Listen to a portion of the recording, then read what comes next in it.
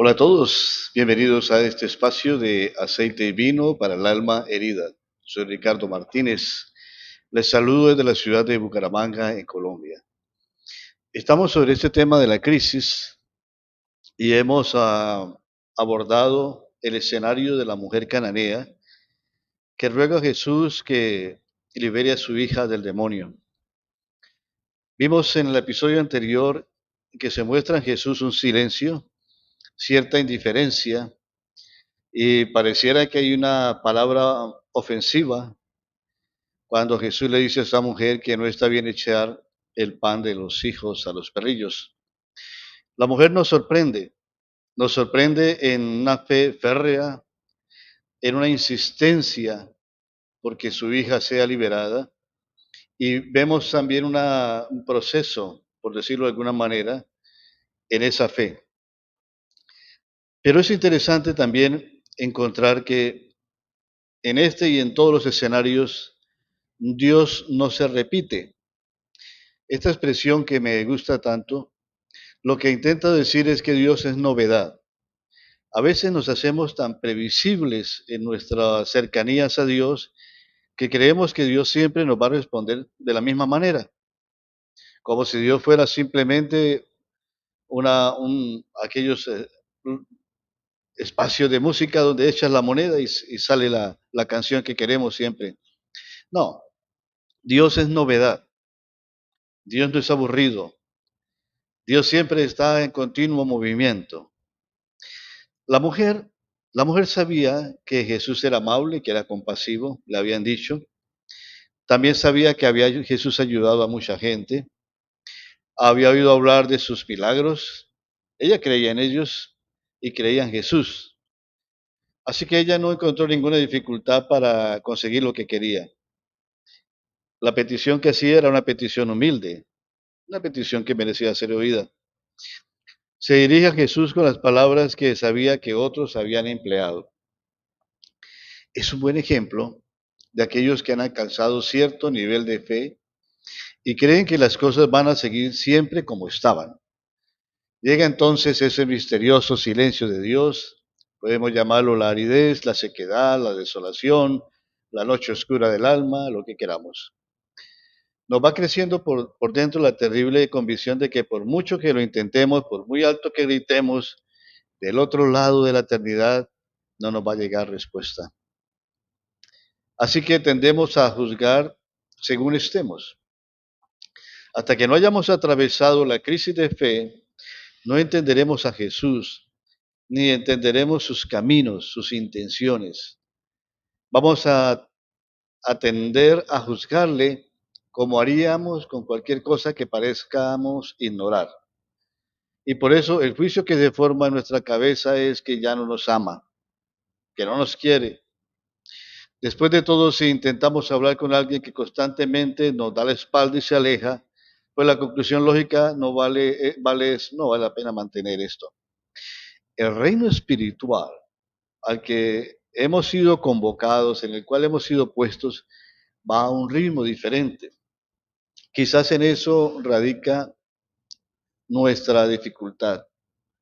Creemos que el reino espiritual se mueve en las mismas condiciones como tratamos con las personas, como tratamos con la vida secular. El objetivo de la crisis es precisamente eso, liberarnos de ese prejuicio de nuestros sentimientos para que podamos caminar por fe y no por vista. Fijémonos en los israelitas, pensemos un momento en ellos, aquellos a los cuales Jesús llama los hijos de la casa, aquellos a los que por derecho les corresponde el alimento, como ejemplo de que sienten que merecen, por sus buenas obras, un poco de atención de parte de Dios. Generalmente cuando alguien ha dejado algo por Dios o lo ha servido con entusiasmo durante algún tiempo, empieza a sentirse virtuoso o merecedor. Podemos haber sido maestros durante unos meses o hemos asistido a seminarios o congresos. Quizás nos hemos dominado en la vida. Quizás no hemos insultado a alguien y le hemos dado una bofetada. todas las personas a nuestro alrededor empiezan a pensar que eres de verdad una persona buena, alguien que practica verdaderamente la religión. Quizás algunos o muchos tienen unas cualidades para debatir doctrina tremenda. Les encanta el debate, la apología, discuten con las personas. Otros tienen habilidades para convencer a otros a ir a la iglesia. Quizás hasta muchos consigan que otros se bauticen, bastantes. Y luego el corazón empieza a pensar que Dios nos debe algo, que de verdad somos personas virtuosas. Los demás lo creen así, así que ¿por qué negar que es obvio que somos eso? Normalmente esperamos que los demás piensen bien de nosotros y no se sorprendan cuando una alabanza cruza nuestro camino. Y de eso a creer que Dios piensa lo mismo, hay un paso grandísimo, inmenso. Dios cuenta con nosotros solo porque nos ama profundamente. Dios no necesita de nosotros para que la iglesia funcione, para que el mundo siga un curso. Es algo a lo que debemos tener un polo a tierra. Y si nos sentimos virtuosos y un día acudimos a pedir algo, como la mujer cananea, y no hay respuesta, entonces empezamos a preguntarnos caprichosamente si es que estamos haciendo algo mal. ¿Será que estoy retrocediendo en mi fe? ¿Estoy estancado en mi fe? El primer paso, casi nos decimos a nosotros mismos, la primera señal de movimiento para ir avanzando en la vida espiritual, es empezar a preocuparse de sí mismos o no, o más bien pensar en si tenemos una relación franca, sincera con Dios. No pretendo que esto se convierta en una preocupación, pero debería sacudir los cimientos de nuestra colosal autosatisfacción. Nos creemos el centro, creemos que merecemos la respuesta y sobre todo las respuestas para bien, positivas. No se nos pasa por la cabeza que necesitamos desesperadamente ayuda hasta que esos innumerables pilares en los que hemos confiado, esos pilares empiezan a desmoronarse. La primera respuesta que Jesús dio a la mujer cananea, o mejor la frialdad que le demostró, la bajó un poco más. Para hacer la siguiente petición, ella se postró a sus pies. Él iba mirándole el terreno de la fe de esa mujer. Finalmente dice la escritura que ella acabó tendida por tierra con la cara en el suelo, postrada completamente. Le costó un poco llegar a esa postura, pero si somos sinceros reconoceremos que nosotros tardamos años en conseguirla. Cuando Jesús, por su muerte y su resurrección, nos devolvió la gracia, no nos devolvió la integridad, es decir, el control total sobre nuestras bajas pasiones. El pecado todavía está en nuestra vida, de todo tipo, de toda clase. Y me refiero a esos pecados que no nos abandonan tan fácilmente. Ellos quedan allí.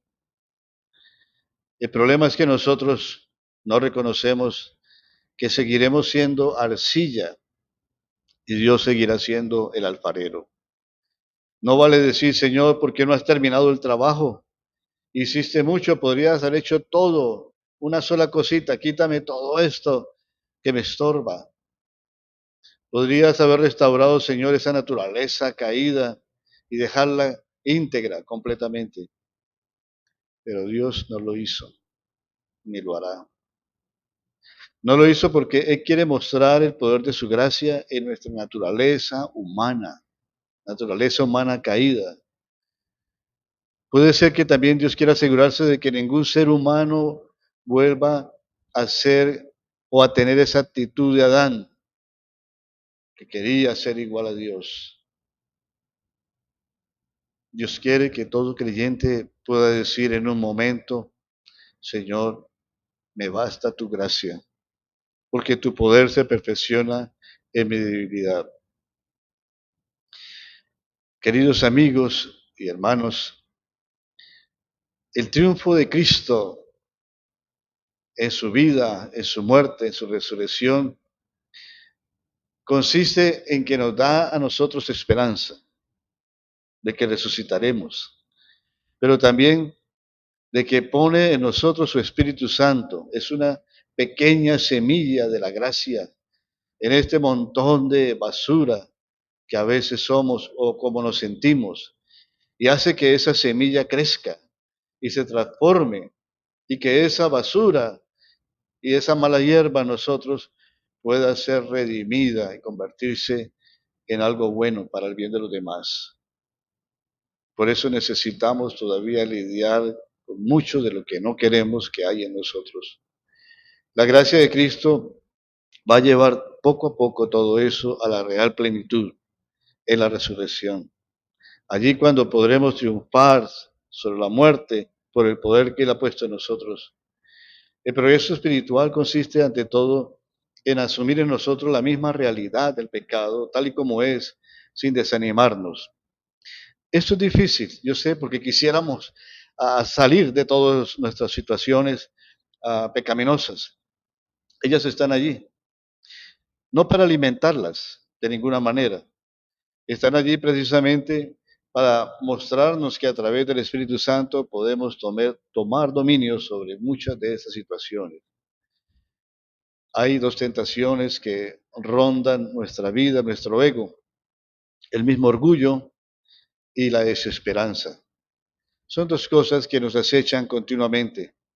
Cualquiera que quiera simplificar más de la cuenta y resolver las cosas por el camino más rápido, entre fáciles lecciones, puede llegar a comprender esto.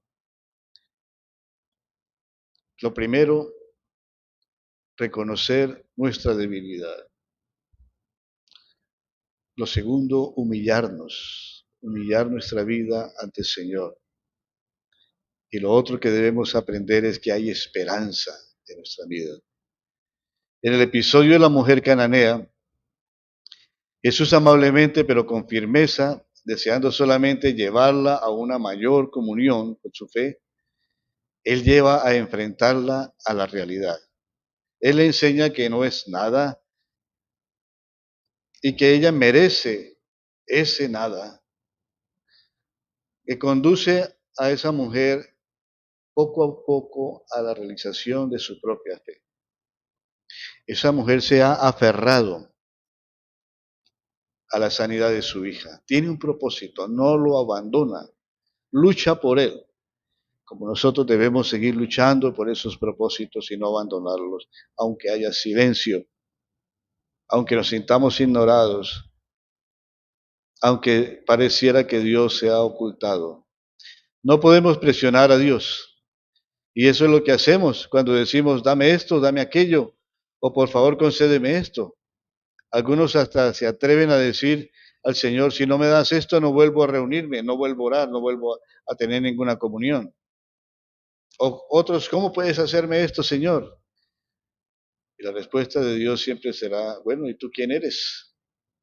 No hay nada tan humillante como esperar, pero para esperar se hizo el tiempo, para que aprendamos a esperar. Esperar nos hace sentir inferiores a la persona que nos hace esperar. Y cuanto más capaces de esperar hemos sido, más aumenta en nosotros la humildad. Esa es la razón por la que algunos no aguantan, se levantan y se van, porque no hay paciencia. Y yo quiero insistir finalmente, para redondear el punto, Dios nos ensaña contra nosotros, nos ama profundamente. Y como nos ama, nos quiere tratar como hijos o hijas adultos, que son capaces de crecer, de discernir, de entender que la vida no es simplemente lo que vemos, el comamos y bebamos que mañana moriremos. Hay una gran aventura en esta vida para seguir luchando, para seguir realizándonos, para seguir creciendo, para explorar nuevas cosas de la relación con Dios y de los demás. Todo está dado, aunque nuestra sinfonía termine inconclusa como muchas cosas terminarán. Gracias por compartir el programa. Gracias por su paciencia con el programa también. Y bueno, mientras pasa el día, estemos contentos en el Señor.